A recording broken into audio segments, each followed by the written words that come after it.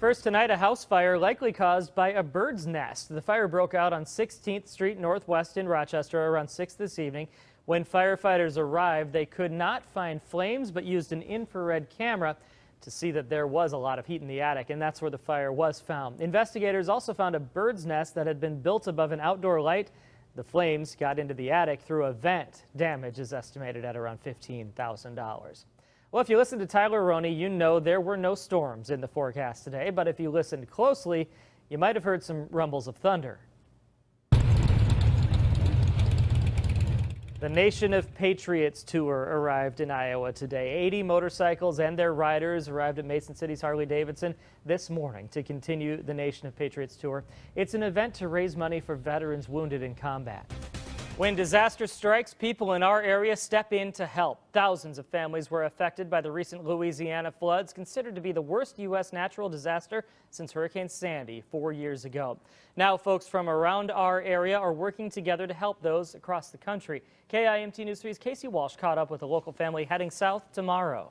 Well, dog lovers are making this story trending tonight. Have you ever hoped your dog understands more than just sit, stay, and roll over? Well, good news is they just might. The Hungarian study shows no matter what tone you use, the dog probably gets what you're trying to say. Dogs seem to grasp words, according to this story. 23-year-old Spencer Brown of Freeborn County was shot and killed at Myrie Big Island State Park on August 23rd. 26-year-old David Easter of Brownsdale is charged with second-degree murder in his death. Sheriff Kurt Freitag says the two did know each other, and Easter confessed to the shooting, but said he was protecting himself and his family. Also tonight, the search for a missing autistic teenager brought law enforcement and the community together, but it's a piece of technology strapped to the child's wrist that led to the recovery. KIMT News 3's Dee Dee Stephen. In southern Minnesota, a Byron man was hospitalized after troopers say he blew through a stop sign and rolled into a ditch.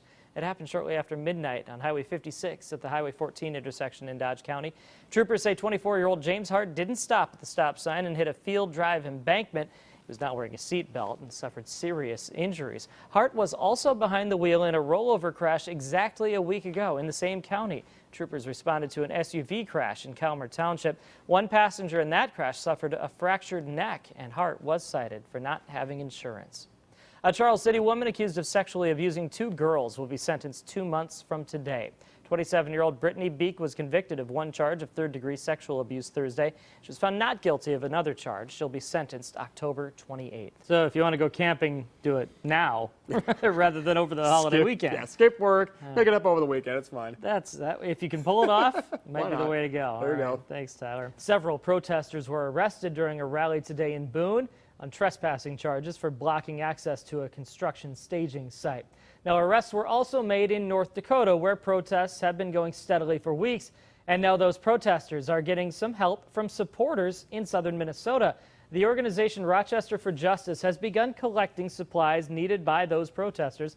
They'll be collecting everything from camping supplies like tents and sleeping bags to cell phone chargers and streaming devices. A 16-month-old boy is believed to have a head injury after being hit by a woman as he sat in a stroller.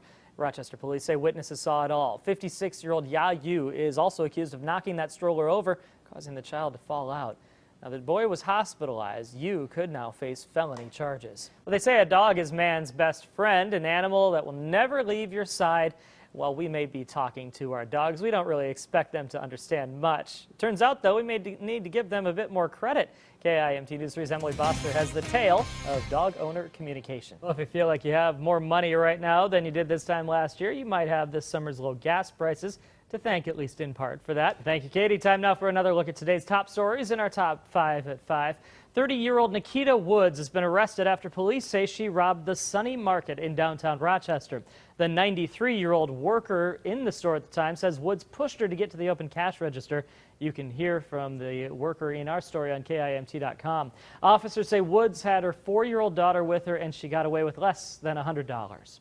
Terrible news for the Minnesota Vikings and their fans as we head toward a promising season for the team. Quarterback Teddy Bridgewater is hospitalized today with a knee injury he suffered during practice.